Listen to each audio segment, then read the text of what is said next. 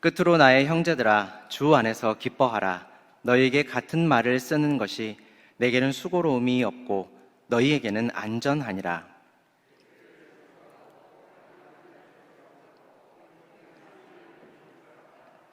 하나님의 성령으로 봉사하며 그리스도 예수로 자랑하고 육체를 신뢰하지 아니하는 우리가 곧 할례 바라.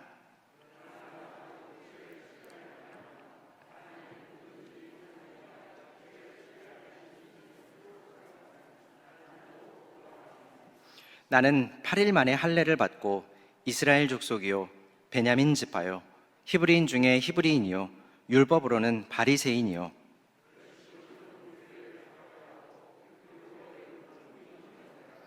그러나 무엇이든지 내게 유익하던 것을 내가 그리스도를 위하여 다 해로 여길 뿐더러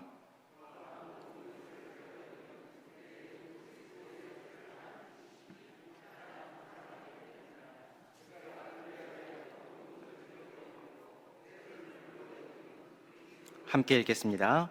그 안에서 발견되려 함이니 내가 가진 의는 율법에서 난 것이 아니요 오직 그리스도를 믿음으로 말미암은 것이니 곧 믿음으로 하나님께로부터 난 의라. 아멘.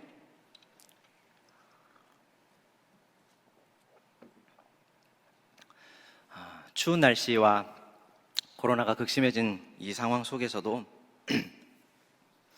하나님의 은혜를 사모하는 마음으로 수예배에 오신 여러분을 주님의 이름으로 환영하고 축복합니다. 인간에게 말이라는 것이 참 중요합니다. 말은 사람과 사람을 이어주는 역할을 하죠.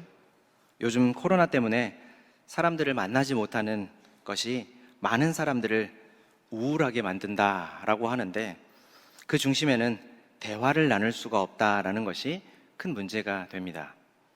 서로가 말을 나누면서 상대방의 생각을 알게 되고 또 그러면서 관계를 형성해 가는데 말은 정말 중요한 매개이기 때문이죠.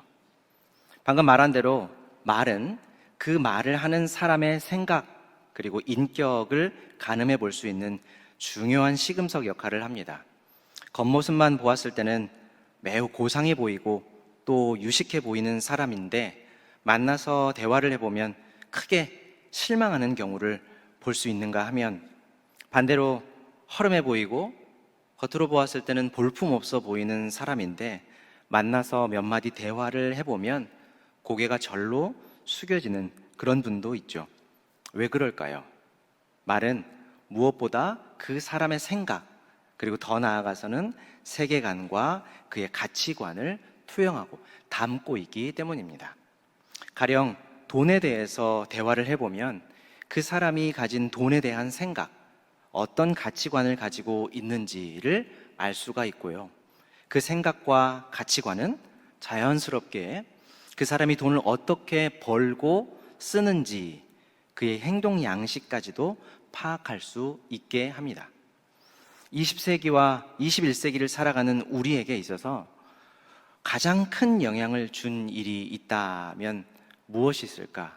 아마 단연코 코로나19 감염증의 대유행일 거라 생각합니다. 제2차 세계대전이나 한국전쟁과 같은 일들도 굉장히 우리 삶에 큰 영향을 미치긴 했지만 그와 비교했을 때 사망자 수나 그리고 전 지구적인 영향을 주는 범위 등을 고려했을 때 결코 그 일에 뒤지지 않는 것 같습니다. 그래서 혹자들은 19세기의 마침과 20세기의 시작을 알리는 신호탄이 연도의 숫자적인 변화가 아니라 제2차 세계대전을 통해서 얻은 변화인 것처럼 진정한 20세기의 마침과 21세기의 시작을 알리는 신호탄은 코로나다. 1999년과 2000년을 넘어가는 날짜의 변화가 아니라 코로나로 인한 변화일 것이다. 이렇게 말을 합니다. 정말 그런 것 같습니다.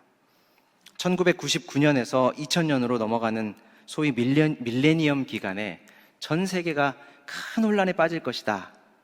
이런 우려의 목소리들을 많이들 내놓았지만 생각보다 큰 혼란 없이 별 어려움 없이 무사히 잘 넘어갔죠.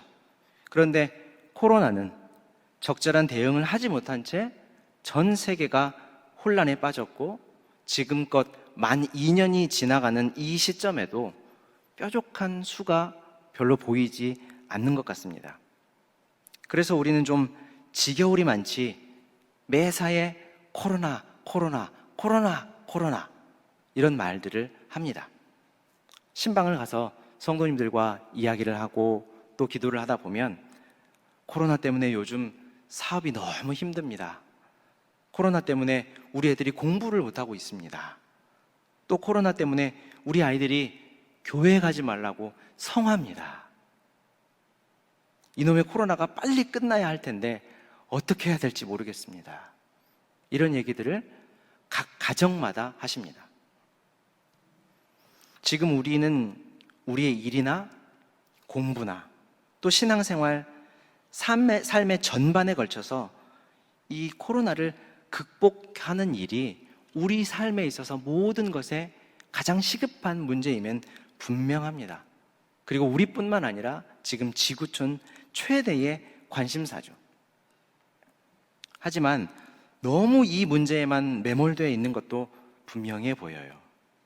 우리의 말과 행동, 생활 방식 등에 큰 영향을 미친 코로나를 초월할 수 있는 생각, 가치관, 해결책, 생활 방식 이러한 것들이 있을까? 의문이 들 만큼 참 어려움에 우리는 봉착해 있습니다. 부디 성령께서 오늘 말씀을 통해 우리에게 여기에 대한 대답을 알게 하시기를 바랍니다. 자, 먼저 오늘 우리 함께 살펴보는 빌립보서의 이 무대가 되는 빌립보 지방에 대해서 한번 알아볼 텐데요. 사도행전 16장에서 사도 바울은 당시에 아시아라고 부르던 지금의 터키 지역에서 열심히 복음을 전하고 있었습니다. 그러던 중에 비두니아 지방으로 옮겨가려고 하는 계획을 세우고 거기에 따라 움직이고 있었죠. 그런데 비두니아로 가려던 바울과 그 일행을 성령께서 가로막으시고 밤에 환상을 통해서 마게도냐 지역으로 방향을 돌리게 하셨습니다. 하나님의 인도하심에 따른 바울과 그 일행이 당시에 마게도냐라고 부르던 지역, 지금의 불가리아와 북부 그리스 지역인데요. 이 지역에 해당하는 빌립보라고 하는 도시에 도착을 했습니다. 이 빌립보라고 하는 도시는 주전 30년경에 옥타비아누스 황제가 로마의 행정구역으로 편입시킨 지역입니다. 그래서 빌립보는 원래 로마의 본토가 아닙니다. 그곳에 살던 시민들은 로마의 퇴역 군인들과 본토 사람들을 이주시켜 와서 살게 했던 그런 시민들이었어요. 빌립보는 황제의 특별한 명령으로 세워진 로마의 전략 도시였는데 그곳에 특이한 점이 하나 있었습니다. 그것은 이우스 이탈리쿰이라고 해서 황제의 명령 아래 이우스 이탈리쿰이라고 하는 로마의 법을 본토에서 적용받는 로마의 법을 이곳에서도 동일하게 적용받을 수 있도록 하는 황제의 특별한 명령이 내려진 지역이었습니다. 그래서 이 지역 사람들은 그들 나름의 굉장한 자부심을 가지고 있었어요. 왜냐하면 본토가 아니고 원래 로마의 사람들이 아니지만 본토처럼 그리고 로마에 살아가는 그 사람들과 똑같은 특권을 누릴 수 있도록 황제가 특명을 내렸기 때문이죠. 그리고 이 자부심은 자연스럽게 로마와 그리고 로마 황제에 대한 굉장한 충성심으로 나타났습니다. 당시의 로마는 로마 황제를 인간 주권자, 인간 권력자 정도가 아니라 주님이라고 부르면서 신처럼 추앙하는 황제 숭배의 사상을 가지고 있었기 때문에 바울과 일행이 예수님을 주님이라고 가르치는 기독교의 복음, 그 복음과는 로마의 국가 시책이 정면으로 충돌하는 것이었어요. 그래서 복음이 받아들여지기에 그리고 복음을 전하기에 굉장히 많은 어려움이 있었던 것입니다. 그럼에도 불구하고 성령의 강한 역사로 몇몇에게 복음이 받아들여졌고요. 그곳에 세워진 교회는 하나님 앞에서 참으로 진실한 성도들의 모임으로 자라가게 되었죠. 이들은 황제 숭배 사상을 강요하던 로마 나라로부터 박해를 받기 시작했고, 또 대단한 자부심을 가지고 있어서 로마의 과한 충성을 보이고 있던 이 빌립보 지역사회로부터, 그 지역사회의 사람들, 공동체로부터 역시 곤란을 겪고 있었습니다.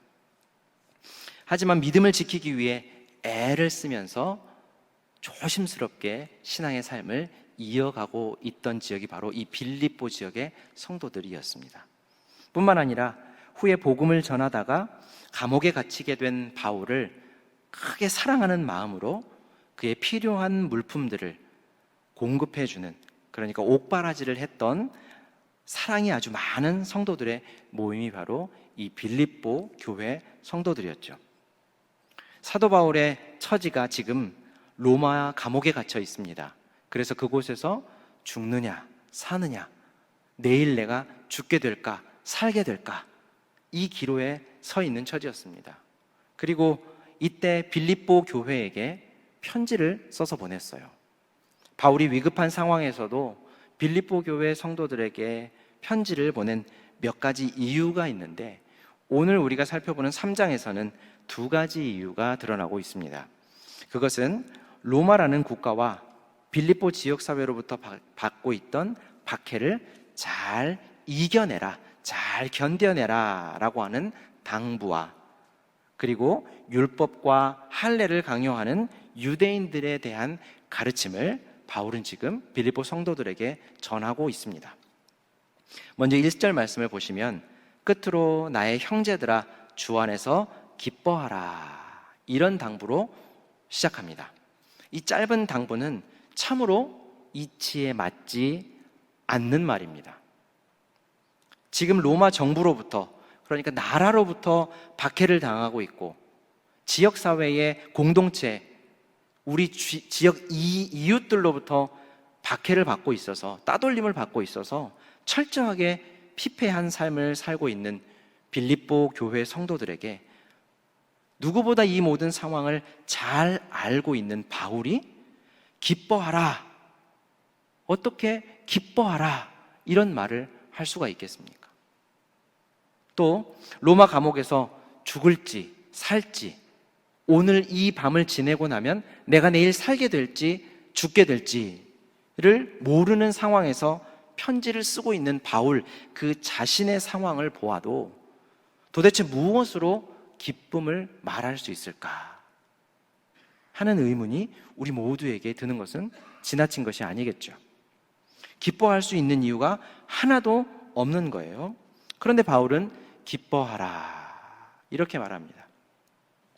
사실 여러분, 우리가 하는 일이 매일의 삶에서 사업이나 우리 자식들이 하는 공부나 여러 가지 우리 하는 일들이 매일매일 술술 잘 풀리고 우리가 계획했던 대로, 우리가 마음 먹은 대로 잘 된다면, 그리고 우리 환경이 평안하다면 누가 기뻐하지 않을 수 있겠습니까? 누가 강제로 기뻐하라 이렇게 말을 하지 않아도 우리는 매일 춤추면서 기뻐할 겁니다. 하나님 앞에 감사하고 찬송하고 감사 헌금도 막 할 거예요. 그러나 지금 빌립보 교회의 성도들이나 바울의 상황이 기뻐할 수 없는 상황인데 왜 바울은 기뻐하라고 얘기할까? 자연스럽게 되지 않기 때문에 지금 바울은 우리에게, 아니 빌립보 교회 성도들에게 기뻐하라 라고 말하고 있는 것이죠. 바울은 동일하게 데살로니가전서 5장에서도 성도들에게 항상 기뻐하는 것이 바로 우리 하나님 아버지의 뜻이다, 이런 말을 했었죠. 자, 그렇다면 빌립보 교회 성도들에게 바울은 어떤 이유 때문에, 무엇을 근거로 해서 기뻐하라라고 말할 수 있을까? 바울이 그저 기뻐해라. 왜요? 그냥 기뻐해. 무엇 때문에요? 어떻게 해요? 그냥 기뻐하라면 기뻐해 라고 기쁨을 강요하지는 않았겠잖아요. 그렇죠? 그러면 어떤 이유로, 무엇을 근거로 기뻐하라고 말할 수 있었을까? 1절 후반부를 보시면 너희에게 같은 말을 쓰는 것이 내게는 수고로움이 없고 너희에게는 안전하니라, 이렇게 말합니다. 기뻐할 수 있는 이유는 같은 말이라고 하는데 그 근거가 있는 거예요. 여러분, 빌립보서는 좀 특이한 책입니다. 넉 장으로 이루어져 있고 100넉절로 쓰여져 있는 짧은 편지인데, 이 편지 안에 계속적으로 반복되고 있는 두 말이 있어요. 바로 1절에서 말하는 여러 번 반복되는 같은 말이 있는데, 바로 무엇이냐면 기쁨이라는 말과 그리스도라는 말입니다. 이 두 말이 16번씩 빌립보서에 등장을 합니다. 바울이 기록한 이 짧은 편지 안에 기쁨 그리고 그리스도라는 말이 가득하다는 얘기죠. 그래서 안팎으로 지금 박해에 시달리고 있는 빌립보 교회 성도들과 로마 감옥에서 지금 오늘 죽을지 내일 죽을지를 모르는 상황 속에 처해 있는 바울 자신에게 계속해서 같은 말을 하고 있는 거죠. 그리스도 때문에 기뻐하라.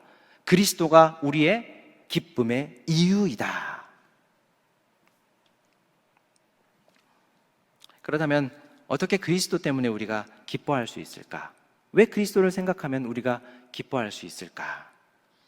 세상 모든 만물을 창조하신 하나님, 그 하나님이신 예수님께서 우리를 위해 이 땅에 오시고 아버지께 죽기까지 순종하심으로 십자가에서 우리의 구원을 완성하셨기 때문이지요. 그 일이 다른 사람, 오래전에 다른 나라에 있던 그 어떤 얼굴 모르는 그 사람을 위해서가 아니라 바로 나를 위해서 그 일을 행하셨기 때문이라는 겁니다. 완전하신 하나님께서 완성하신 그 구원은 어떠한 것의 영향도 받지 않고 반드시 이루어진다고 성경은 우리에게 약속합니다. 성도 여러분, 이런 사도 바울의 당부를 우리도 빌립보 교회 성도들과 함께 받으실 수 있었으면 좋겠어요. 코로나로 인해서 온갖 염려와 걱정과 위험과 위협이 가득한 이때 우리를 위한 예수 그리스도의 십자가로 인해 우리 안에 기쁨이 충만하기를 바랍니다. 사도 바울이 이 편지를 쓴 두 번째 이유는 바로 할례 그리고 율법 준수로 구원을 받는다라고 하는 유대인들의 가르침에 절대 속아 넘어가지 말아라 라고 하는 것입니다. 우리 3장 2절 말씀을 같이 한번 읽도록 하겠습니다. 시작. 개들을 삼가고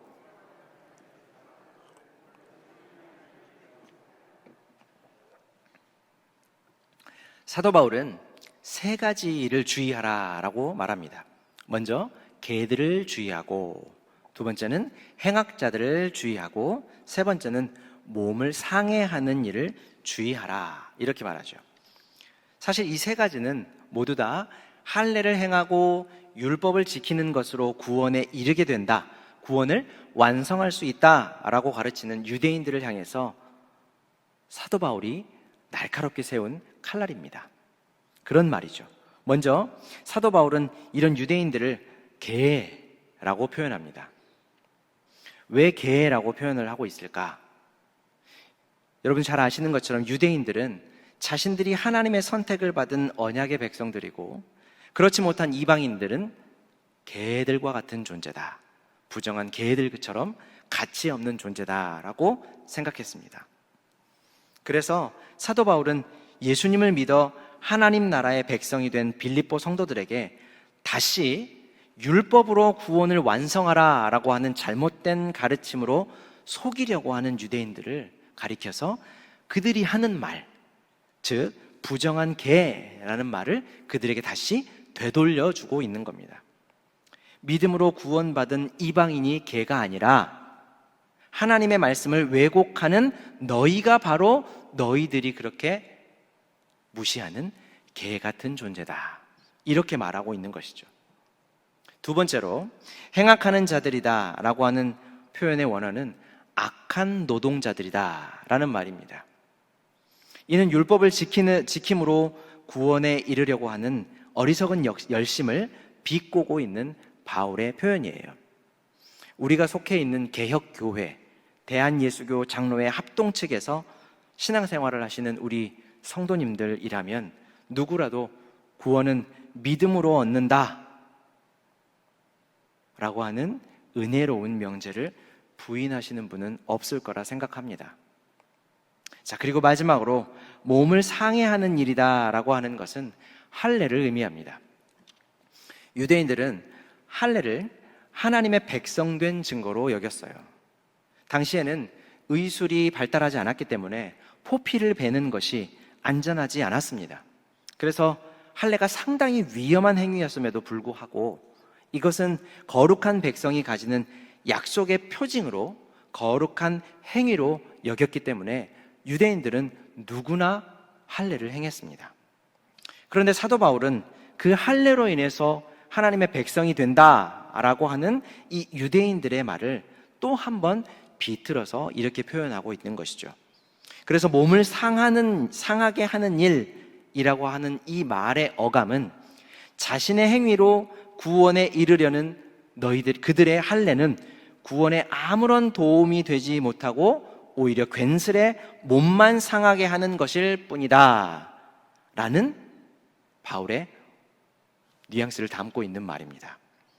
이는 마치 갈멜산에서 엘리야와 함께 격돌했던 850명의 바알과 아세라 선지자들, 제사장들이 자신의 신의 능력을 소환하기 위해서 의도적으로 자신의 몸을 해했던 것, 자해했던 것, 이것을 기억나게 하는 대목이죠.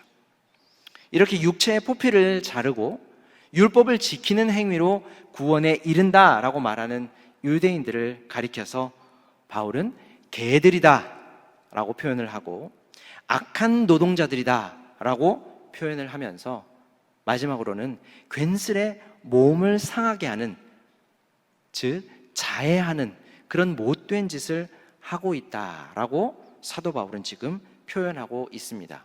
그리고 이 사도 바울은 이제 진정한 영적인 할례자들, 진정한 하나님의 백성들은 어떠해야 하는가에 대한 세 가지 조건을 우리에게 가르쳐주고 있는데 3절 말씀입니다. 우리 3절을 함께 읽도록 하겠습니다. 시작.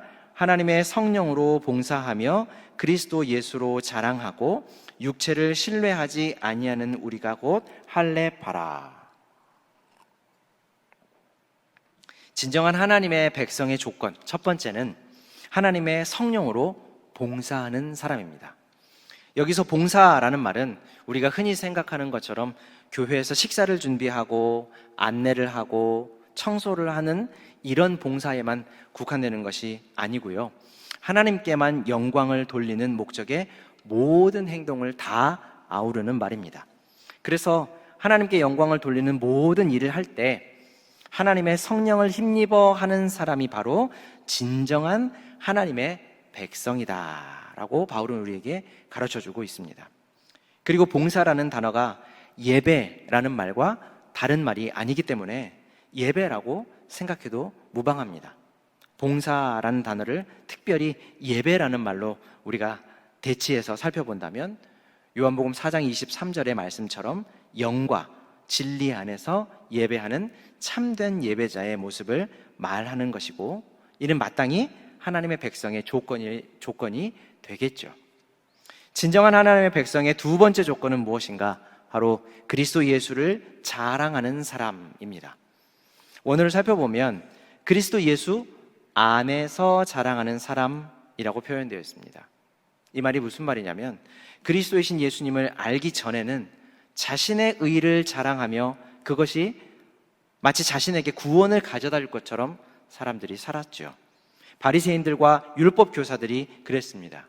그리고 그들의 가르침을 받은 모든 유대인들이 거의 대부분 다 그렇게 생각하고 그렇게 살았습니다.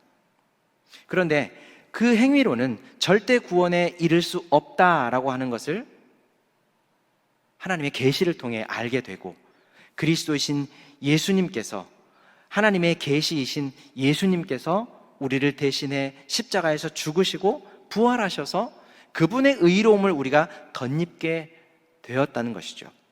우리의 어떤 공로가 아닌 하나님의 사랑과 예수님의 순종의 대가로 얻은 의로움으로 우리가 구원에 이르게 되었으니 어찌 우리가 그리스도 예수님을 자랑하지 않을 수 있겠습니까? 그리스도 예수 안에서 자랑하는 사람들이라는 말은 그리스도 예수를 자랑하는 사람들이라는 말입니다. 진정한 하나님의 백성의 세 번째 조건은 육체를 의지하지 않는 것입니다. 이 세 번째 조건은 계속해서 설명해 오던 것이라서 특별한 것은 아니고요. 육신을 의지하고 육신의 행위들을 자랑하는 자들은 바울의 표현을 빌리자면 개 같은 사람들이죠. 육신을 의지한다라는 말은 자신의 조건이나 행위를 의지한다라고 하는 것인데, 그렇다면 자신을 의지하지 않고 누구를 의지해야 하는가? 앞서 말씀드린 두 번째 조건처럼 우리가 자랑해야 할 그리스도이신 예수님만 우리가 의지해야 하는 것이죠. 계속해서 사도 바울은 4절부터 6절을 통해 너희에게 육신을 의지할 만한 자랑거리가 있느냐라고 힐문하면서 만약 있다면 내 앞에서 어디 한번 자랑해 보아라 라고 으름장을 놓고 있습니다. 그리스도이신 예수님을 위해 모든 것을 포기한 사도 바울은 사실 굉장한 사람이죠. 바울이 가진 육신의 자랑거리 여러분들 잘 아시겠지만 한번 살펴볼까요? 바울은 태어난 지 8일 만에 할례를 받은 언약 백성의 증거를 몸에 가진 사람이었습니다.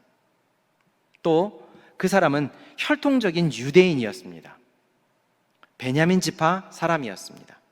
베냐민 지파 사람이라는 것은 우리가 요즘 사무엘상 말씀을 살펴보고 있어서 잘 알고 있죠. 이스라엘의 초대 왕인 사울의 가문이라는 말입니다. 말하자면 우리 집안은 뼈대 있는 집안이다. 우리 집안은 왕가다. 내가 왕의 후손이다. 이런 말이에요. 그리고 사도 바울의 히브리시 이름이 무엇입니까? 바로 사울이죠. 왕의 이름과 같은 사울이에요. 다음은 히브리인 중에 히브리인이다 이렇게 말하는데, 이 말은 당시의 히브리인 중에 헬라어만 사용하는 히브리인이 있었고 또 히브리어를 사용할 수 있는 히브리인이 있었는데, 자신이 헬라어와 그리고 모국어인 히브리어를 자유자재로 사용한다라고 하는 것을 말하는 겁니다. 언어는 그 사람이 속한 문화를 담고 있죠.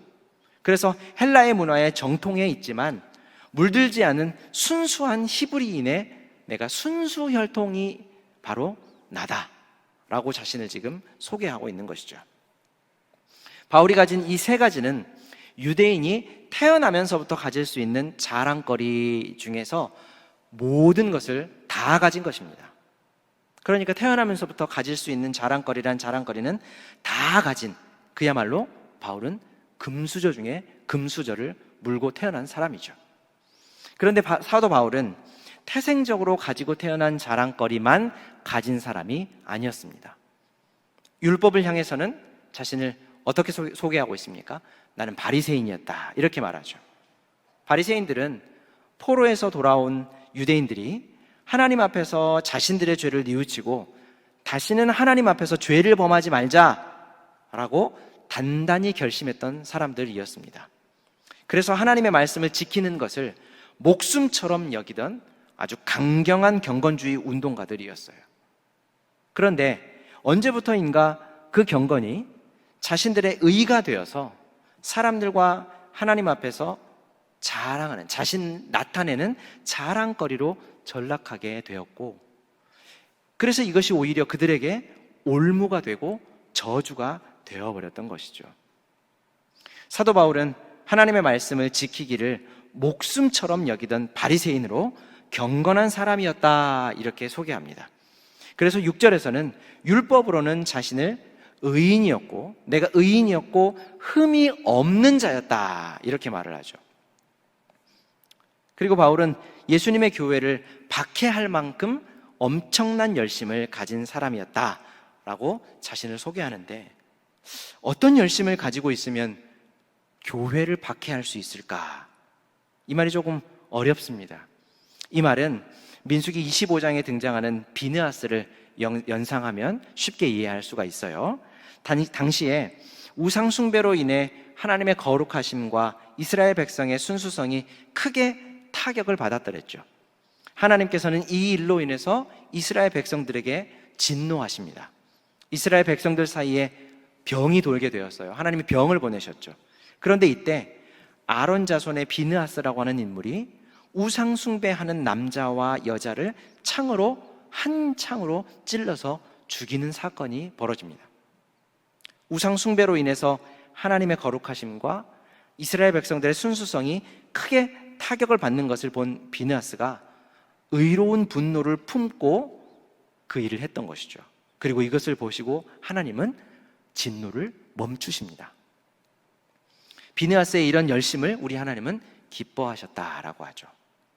사도 바울도 당시에 나사렛 청년 하나가 하나님의 아들, 메시아다, 그리스도다라고 하는 소문이 사람들 사이에 파다하게 났는데, 메시아라던 그리스도라던 그가 가장 부끄럽고 모든 사람들에게 꺼려하던 십자가 형틀에서 힘없이 죽고, 그것도 민수기에서 얘기하는 나무에서 달려 죽은 하나님의 저주를 받은 사람으로 나타나 버리자 사람들이 그를 가리켜서 부활했다고 증거하고 그분이 정말 메시아였다라고 하는 것에 크게 분노하게 되었던 것이죠.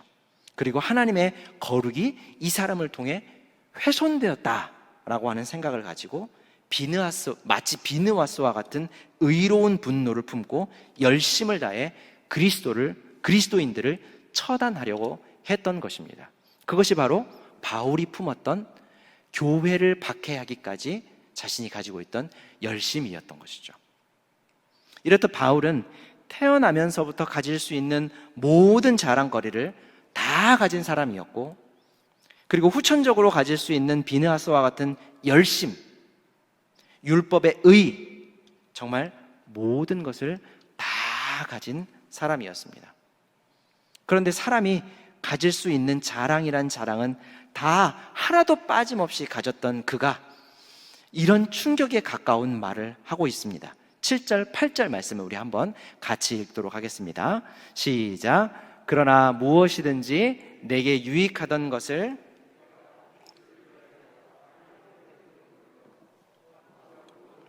해로 여김은 내 주 그리스도 예수를 아는 지식이 가장 고상하기 때문이라. 내가 그를 위하여 모든 것을 잃어버리고 배설물로 여김은 그리스도를 얻고. 이런 모든 자랑거리를 무엇처럼 여긴다라고 말합니까? 바로 똥처럼 여긴다라고 얘기하죠. 아무것도 가치 없는 것처럼, 하나도 가치 없는 것처럼 내가 생각하게 되었다. 나에게는 이러한 모든 것들이, 이전에 내 삶을 바쳐서 다 얻으려고 했던 그것들이 아무런 가치 없는 것이 되어버렸다라고 말하고 있는 것이죠. 왜 그럴까요? 왜냐하면 이러한 것들보다 더 귀한 가치를 발견했기 때문입니다. 아니, 그것들을 전부 다 주고도 바꿀 수 없는 절대적인 가치를 발견했기 때문입니다. 그동안 바울은 자신이 가진 자랑거리들이 오히려 이 절대적인 가치를 보지 못하도록 방해하는 방해물이 되었기 때문에 이전에 내가 가지고 있던 이 모든 것들은 내게 마치 똥처럼 쓸데없는 것이다, 이렇게 말하는 것이죠. 그 가치가 바로 무엇입니까? 그가 전부 가지고 있었던, 사람들 모두가 다 부러워하고 갖고 싶어하던 그 모든 가치를, 그 모든 자랑거리를 다 가치 없도록 만들어버렸던 절대적인 가치는 바로 무엇입니까? 그리스도 예수를 아는 지식이었죠. 바울이 빌립보서에서 증언하는 그리스도 예수를 아는 지식, 무엇일까? 빌립보서 2장 6절부터 11절에 나타나 있는 것입니다. 우리 빌립보서 2장 6절부터 11절 말씀을 함께 읽도록 하겠습니다. 시작. 그는 근본 하나님의 본체시나 하나님과 동등됨을 취할 것으로 여기지 아니하시고 오히려 자기를 비워 종의 형체를 가지사 사람들과 같이 되셨고 사람의 모양으로 나타나사 곧 십자가에 죽으심이라.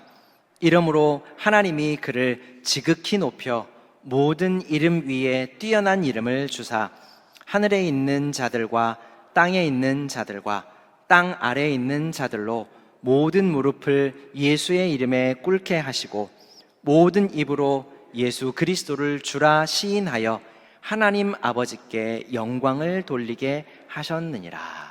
아멘.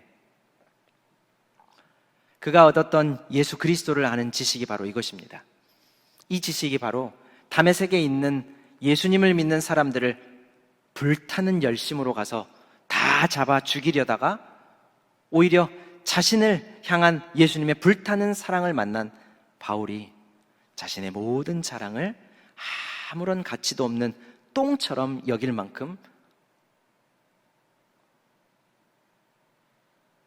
가장 고귀한 지식, 그가 얻었던 가장 고귀한 지식이 바로 이 지식인 것이죠. 자신이 가진 무언가, 아니 작은 것이라 할지라도 무엇이든 가지고 있는 사람들은 자기가 가지고 있는 자랑거리들을 자랑하면서 다른 사람들 앞에 거들먹거리고 또 다른 이들을 압제하려고 하는 것이 모든 사람들의 본성이 아니겠습니까? 그런데 이러한 사고방식을 가지고 있는 사람들은 절대로 이해할 수 없고 절대로 살아갈 수도 없는 삶의 방식을 보여주신 예수님, 그 예수님을 아는 지식이 바로 바울에게 있어서 자신이 가지고 있던 모든 것을 똥처럼 여기게 한 지식이었던 것이죠. 이 지식이 바로 바울의 삶의 방향을 송두리째 바꾸어 놓았던 것입니다. 그런데 율법에 따르면 의롭고 흠이 전혀 없다라고 할 수 있었던 바울이 예수님을 알게 된 후에 자신을 어떻게 인식합니까? 나는 죄인 중에 괴수다, 이렇게 말을 했죠. 만약 바울이 내가 죄인 중에 괴수다라고 말했다면 바울뿐만 아니라 우리도 마찬가지 아니겠습니까?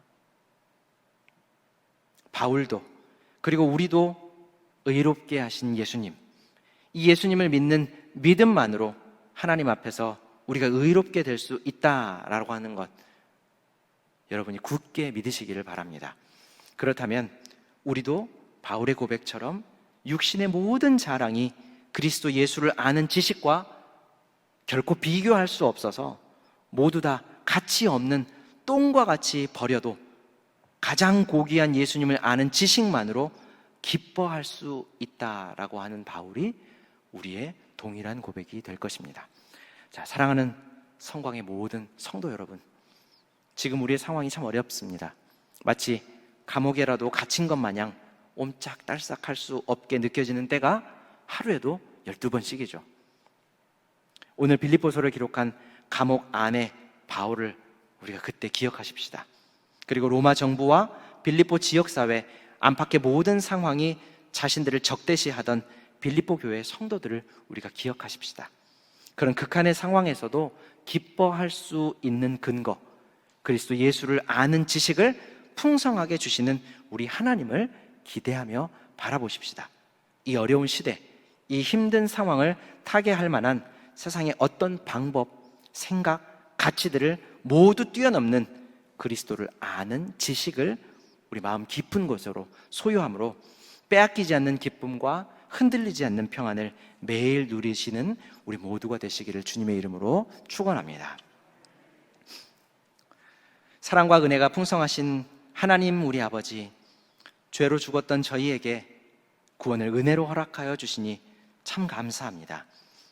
기뻐할 수만 없고 행복할 수만 없는 우리 일상 속에서 우리를 구원하신 그리스도 예수를 아는 지식으로 인해 우리가 기뻐하며 만족하며 주의 영으로 우리를 매일매 순간 주장하여 주셔서 주님만을 온전히 높이며 따르는 삶을 살게 하여 주옵소서. 예수님의 이름으로 기도합니다.